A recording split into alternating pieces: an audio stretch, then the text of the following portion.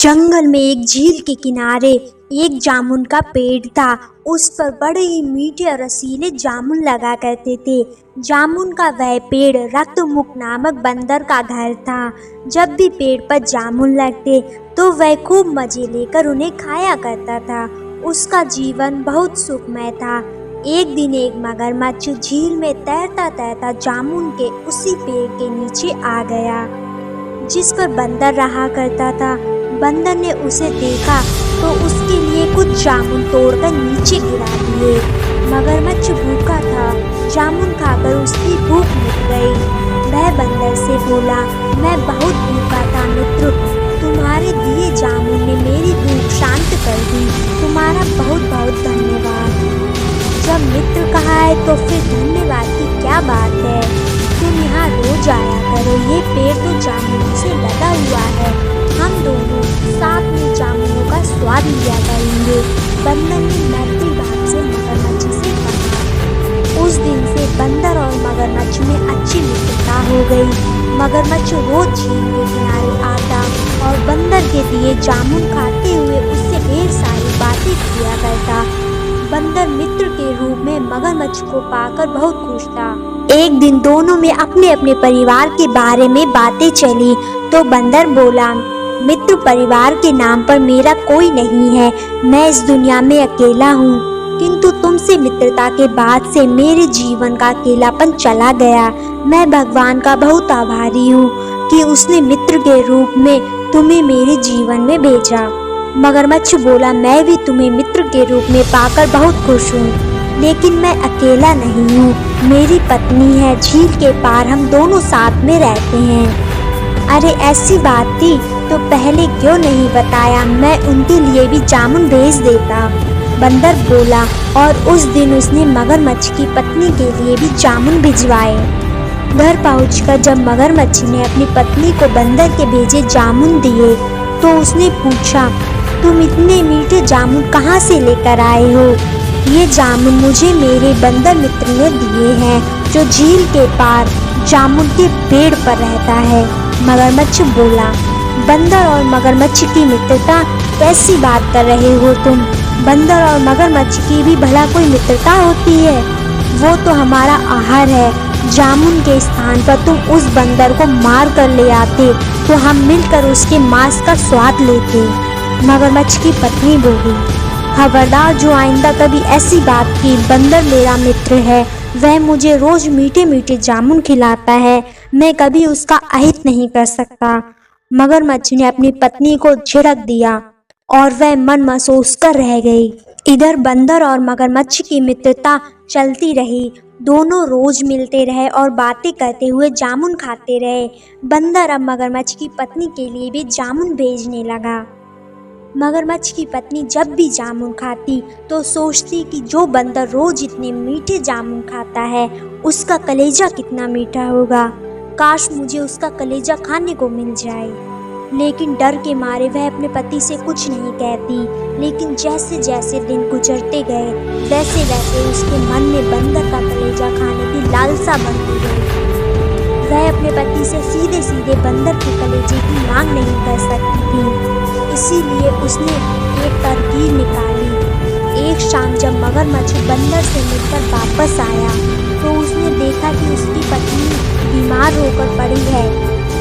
पूछने पर वह आंसू बहाते हुए बोली, मेरी तबीयत बहुत खराब है, लगता है अब मैं नहीं बचूंगी। मेरे बाद तुम अपना ख्याल रखना। मगरमच्छ अपनी पत्नी से बहुत प्रेम करता था, उससे उसकी वह हालत देखी नहीं जा रही थी। वह दुखी होकर बोला, प्रिय ऐसा मत कहो, हम वैद्य के पास जाएंगे और तुम्हारा इलाज करवाएंगे। मैं वैद्य के पास गई थी, लेकिन उसने मेरी बीमारी का जो इलाज बताया है वह संभव नहीं है। तुम बताओ तो सही, मैं तुम्हारा हर संभव इलाज करवाऊंगा। मगरमच्छ की पत्नी इसी मौके की तलाश में थी। वह बोली, वैद्य ने कहा है कि मैं बंदर का कलेजा खाकर ठीक हो सकती हूँ। तुम मुझे बंदर का कलेजा ला दो। ये तुम क्या कह रही हो? मैं तुमसे कह चुका हूँ कि बंदर मेरा मित्र है, मैं उसके साथ धोखा नहीं कर सकता। मगरमच्छ अपनी पत्नी की बात मानने को तैयार नहीं हुआ।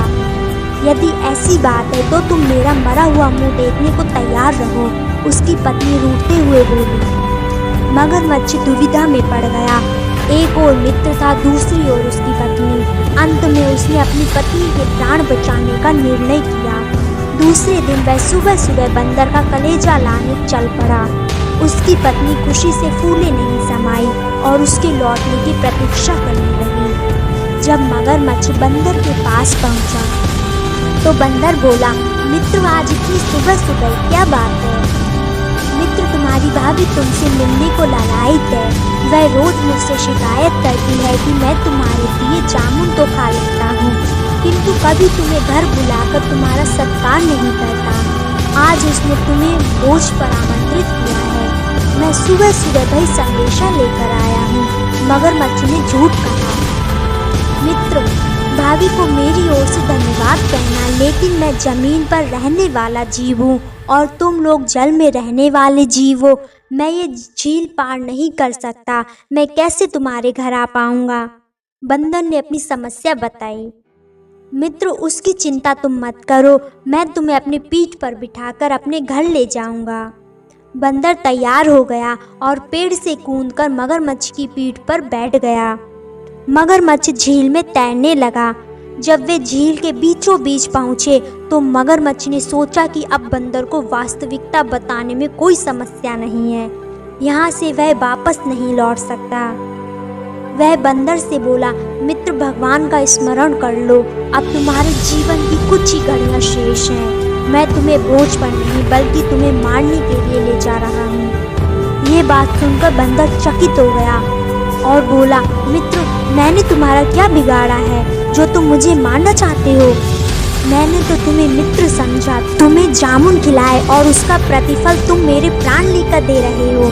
मगरमच्छ ने बंदर को सारी बात बताई और बोला, मित्र, तुम्हारी भाभी के जीवन के लिए तुम्हारा कलेजा आवश्यक है। वह तुम्हारा कलेजा खाकर ही भली चंगी हो पाएगी। आशा है तुम मेरी विवशता समझोगे। बंदर को मगरमच्छ की पत्नी की चालाकी समझ में आ गई। उसे मगरमच्छ और उसकी पत्नी दोनों पर बहुत क्रोध आया, किंतु वह समय क्रोध दिखाने का नहीं बल्कि बुद्धि से काम लेने का था। बंदर चतुर था। तुरंत उसके दिमाग में अपने प्राण बचाने का एक उपाय आ गया और वह मगरमच्छ से बोला, मित्र, तुमने पहले क्यों नहीं बताया कि भाभी को मेरा कलेजा खाना है? हम बंदर लोग अपना कलेजा पेड़ पर संभाल कर रखते हैं। मैंने भी जामुन के पेड़ पर अपना कलेजा संभाल कर रखा हुआ है। अब तुम मुझे भाभी के पास लेकर भी जाओगे तो वह मेरा कलेजा नहीं खा पाएंगी। यदि ऐसी बात है तो मैं तुम्हें वापस पेड़ के पास ले चलता हूँ। तुम मुझे अपना कलेजा दे देना, वो जाकर मैं अपनी पत्नी को दे दूंगा। कहकर मगरमच्छ ने फौरन अपनी दिशा बदल ली और वापस जामुन के पेड़ की ओर तैरने लगा। जैसे ही मगरमच्छ झील के किनारे पहुंचा, बंदर छलांग मारकर जामुन के पेड़ पर चढ़ गया। नीचे से मगरमच्छ बोला, मित्र, जल्दी से मुझे अपना कलेजा दे दो, तुम्हारी भाभी प्रतीक्षा कर रही होगी। बंदर बोला, दुष्ट, मैं इतना भी मूर्ख नहीं हूँ कि अब तेरी बातों में आ जाऊंगा। तुझ जैसा विश्वासघाती तो किसी की भी मित्रता के योग्य नहीं है। चल जा यहाँ से, फिर कभी मत आना।